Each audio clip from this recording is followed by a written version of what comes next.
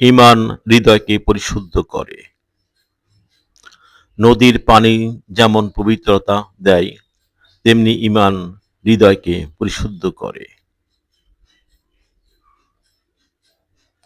নদীর ধারা থেমে যায় না, তেমনি যেন থেমে না যায় আমাদের ঈমান ও আমল।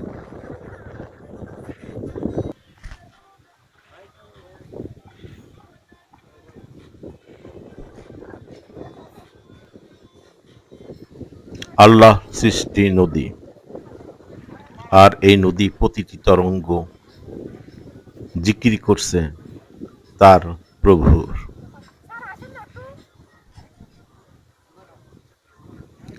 নদী যেমন বাধা পেরিয়ে চলে, মুমিনও তেমনি দুনিয়ার ফিতনা পেরিয়ে জান্নাতের পথে চলে।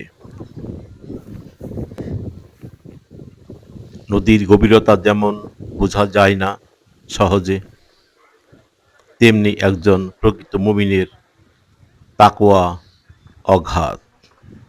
আল্লাহ হাফেজ।